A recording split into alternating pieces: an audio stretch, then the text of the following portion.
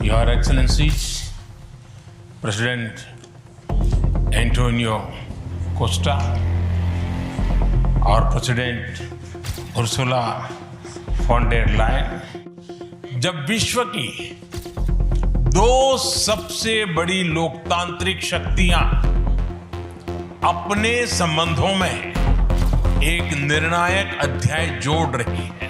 Trump की deal पिछले कुछ दिनों से संसद से सड़क तक चर्चा का विषय बनी हुई थी।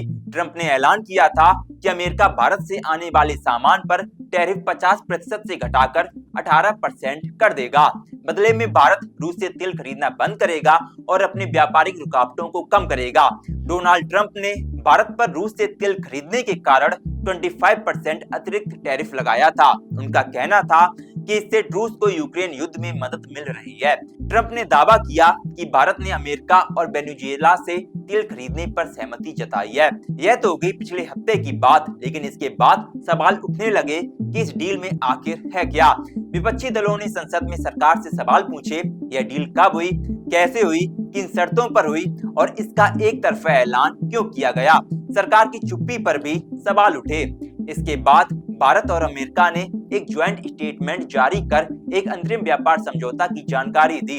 अब सवाल यही है, इस डील में आखिरकार क्या है, भारत को इससे क्या फायदा होगा और अमेरिका को क्या मिलेगा। नमस्कार, हमारा नाम है प्रेम चतुर्वेदी और आप देखना शुरू कर चुके हैं नेक्शन ब्रॉडकास्ट। भारत और अमेरिका ने व्यापार समझौते की दिशा में एक बड़ा कदम बढ़ा दिया। दोनों देशों ने एक अंतरिम फ्रेमवर्क जारी किया जिसमें टैरिफ कम करने, ऊर्जा सहयोग बढ़ाने और आर्थिक रिश्ते मजबूत करने की बात कही गई है। इसका मकसद ग्लोबल सप्लाई चेन को नए सिरे से व्यवस्थित करना है। सबसे पहला मुद्दा है टैरिफ में राहत। फ्रेमवर्क के मुताबिक अमेरिका फिलहाल भारतीय सामान पर 18% टैरिफ लगाएगा। इससे भारत से अमेरिका जाने वाले सामान पर लगने वाला अतिरिक्त टैरिफ कम होगा। इसका फायदा टेक्सटाइल, जूते चप्पल, दवाइयां, प्लास्टिक प्रोडक्ट्स, लेदर और घरेलू सजावट से जुड़े उद्योगों को मिलेगा। जब अंतरिम ट्रेड एग्रीमेंट पूरी तरह लागू होगा तो कई भारतीय प्रोडक्ट्स पर टैरिफ पूरी तरह हट सकता है। दूसरा बड़ा मुद्दा है कृषि। अमेरिका ने कहा है कि भारत उनके कुछ कृषि उत्पादों पर टैरिफ कम या खत्म करेगा। इसमें शामिल है पशु चारा, बादाम, अखरोट, सोयाबीन, वाइन और शराब। हालांकि मीट, सोया, तंबाकू और इथेनॉल सेक्टर में अमेरिका को कोई राहत नहीं मिलेगी। सरकार का कहना है कि भारतीय किसानों के हितों की पूरी सुरक्षा की गई है। डेयरी, फल, सब्जियां, मसाले और अनाज पूरी तरह सुरक्षित रहेंगे। इसके अलावा भारत अगले 5 सालों में 500 अरब डॉलर के अमेरिकी सामान खरीदेगा।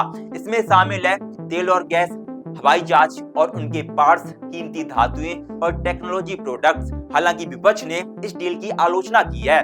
कांग्रेस नेता जयराम रमेश ने कहा, ज्वाइंट स्टेटमेंट में ठोस डिटेल्स नहीं है। पवन खेड़ा ने इसे अपमानजनक विफलता बताया। समाजवादी पार्टी सांसद राजीव रॉय ने कहा कि यह समझौता किसान के लिए नुकसानदायक है और देश के सम्मान से समझौता किया गया है। वहीं वाणिज्य और उद्योग मंत्री पीयूष गोयल ने कहा कि किसानों के हितों से कोई समझौता नहीं किया गया। उनका दावा है कि इस समझौते से भारत के निर्यातों, एमएसएमई सेक्टर, किसानों और मछुआरों के लिए $30 ट्रिलियन का अमेरिकी बाजार खुलेगा।